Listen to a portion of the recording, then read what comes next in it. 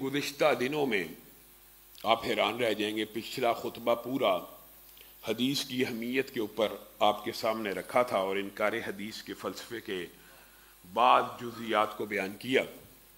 T V کے اوپر یہاں پہ بھی میرے جو ساتھی ہیں اول یہ کہا کرتے تھے کہ غامدی صاحب کوئی نہیں انکار حدیث کرتے، اور انکار حدیث وہ بس کئی اپنی مرضی کی کوئی حدیث کا انکار کرتے ہیں۔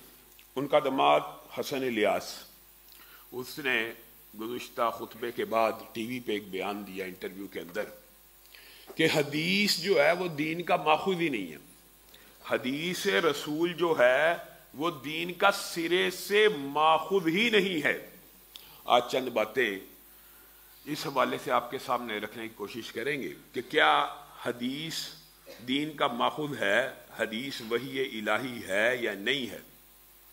آپ حیران رہ جائیں گے کہ فکر غامدی پروان چڑھتے چڑھتے اس نتیجے پہ پہنچ گئی کہ اس کے داماد نے، غامدی صاحب نے اعلانیہ کبھی اس طرح نہیں تھا کہا، لیکن اس کے داماد نے اعلانیہ کہہ دیا کہ حدیث تو دین کا ماخوذ ہی نہیں ہے۔ جناب دین کا ماخوذ کیا ہے؟ اجماع ہے، تواتر ہے، تاریخ ہے۔ آپ ان کی گفتگو سے ذرا انالیسس کیجئے، یہ کیسا عقیدہ ہے کہ تاریخ اجماع اور تواتر کہاں سے نکلتا ہے؟ تاریخ سے، تاریخی روایات سے کہ یہ عمل مسلمانوں کا رہا۔ تاریخ تو دین کا ماخوذ ہے لیکن حدیث دین کا ماخوذ نہیں ہے۔ ایک حدیث رسول اللہ صلی اللہ علیہ وسلم کی بیان کرنے سے قبل میں قرآن پاک کی ایک آیت آپ کے سامنے رکھنا چاہتا ہوں۔ وَأَنزَلْنَا إِلَيْكَ الذِّكْرَ لِتُبَيِّنَ لِلنَّاسِ مَا نُزِّلَ إِلَيْهِمْ وَأَنزَلْنَا إِلَيْكَ الذِّكْرَ لِتُبَيِّنَ لِلنَّاسِ مَا نُزِّلَ۔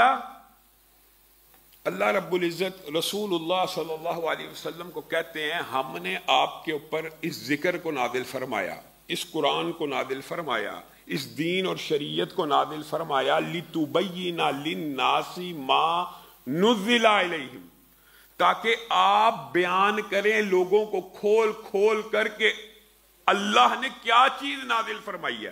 اِنَّا نَحْنُ نَزَّلْنَا الذِّكْرَ وَإِنَّا لَهُ لَحَافِظُونَ، ہم نے اس کو نازل فرمایا اور ہم اس کی حفاظت کریں گے، اور اس کی حفاظت صرف قرآن پاک کی حفاظت قرآن پاک میں اللہ کے ذمے نہیں ہے، بلکہ حدیث کی حفاظت بھی اللہ رب العزت نے اسی کلام حمید میں ان آیات میں بیان کر دیا۔ عقل والوں کے لیے نشانی ہے اِنَّ عَلَيْنَا جَمْعَهُ وَقُرْآنًا فَإِذَا قَرَأْنَاهُ فَاتَّبِعْ قُرْآنًا۔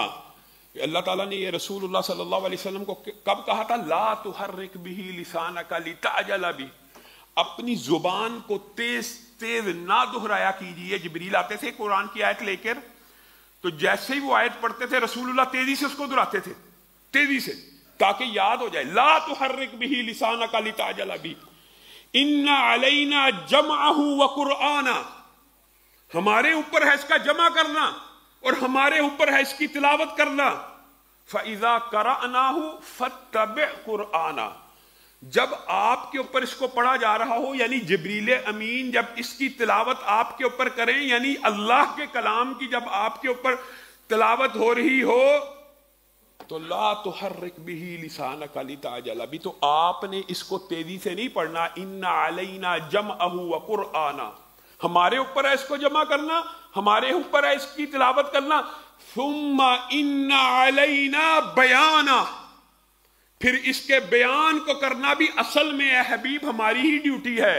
لِتُبَيِّنَ لِلنَّاسِ آپ کے ذریعے ہوگا، لیکن وہ جو بیان ہوگا اس قرآن کا، کوئی کم عقل، کم فہم، کج فہم یہ نہ سوچے کہ وہ بیان وحی الہی نہیں ہے۔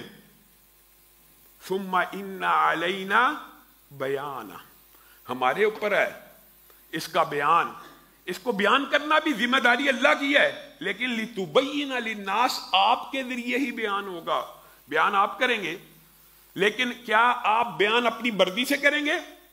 وَمَا يَنْتِقُ عَنِ الْهَوَىٰ إِنْ هُوَ إِلَّا وَحْيٌ يُوحَىٰ، جو بھی آپ بیان کریں گے وہ اللہ کی طرف سے نازل کردہ وحی ہوگی، وحی۔